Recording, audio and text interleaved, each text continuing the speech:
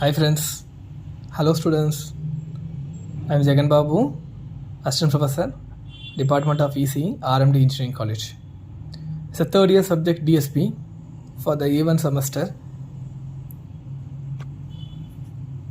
Today we are going to see in unit number 4. Subject code is 22EC601, Digital Signal Processing. Unit number is 4. Unit name is Finite Word Length Effects.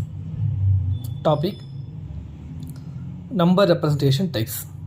Types of number representation.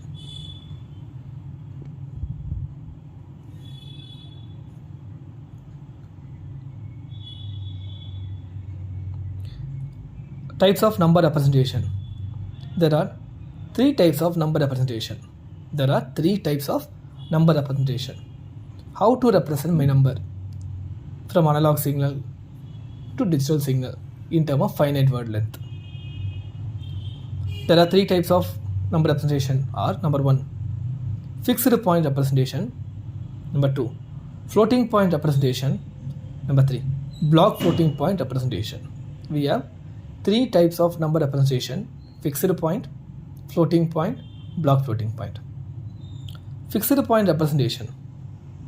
Here we have 3 types of fixed point representation.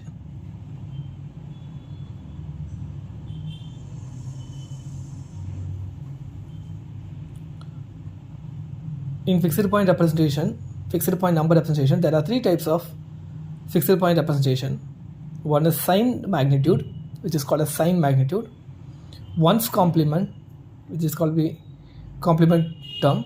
Then two's complement is a variation from the one's complement.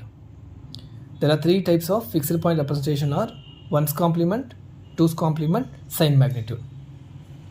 Sign magnitude bits are vary from positive and negative. Next type of representation from the 3 type of number representation is floating point representation. For any positive number, the floating point representation, the term is denoted as f, that's the floating point number, is equal to 2 power c into m or 2 power e into m. The m indicates as mantissa. We have the m range as 0.5 to 1. The m is nothing but mantissa. The m ranges as 1 by 2 less than equal to m less than equal to 1, or 0.5 less than equal to m less than equal to 1. C is an exponent value. Instead of c you can put e also. That c value should be either positive or negative.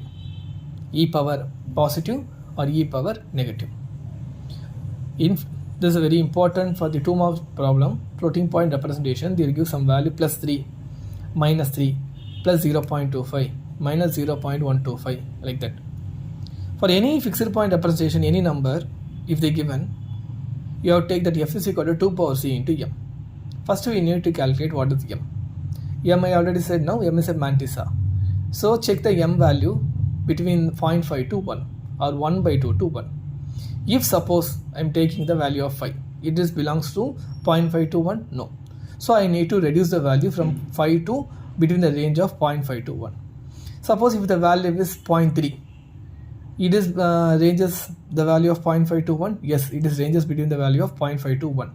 Yeah, then directly take that value. So see to that you need to calculate the m value. Once calculated the m value, c is exponent. How many times you are making to the range, accordingly you need to find out. That is the concept of the floating point representation. The formula for the floating point is f is equal to 2 power c into m.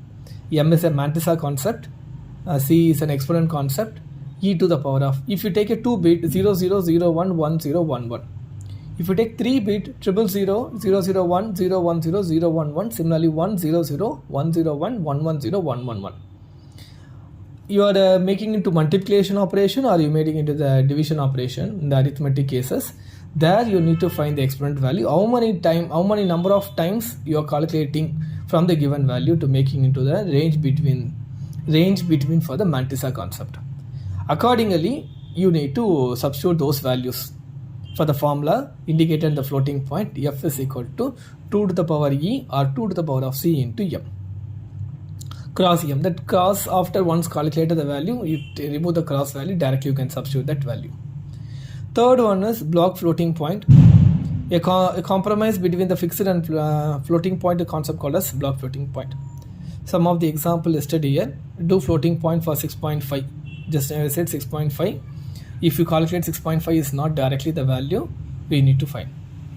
Next example I given one more value is add 0.5 and add 0.625 if b is equal to 3.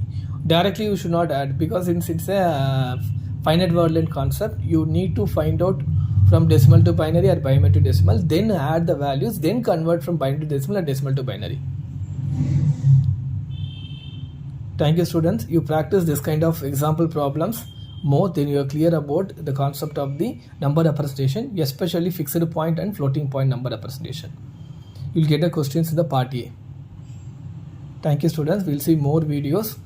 Concentrate this kind of problems in semester.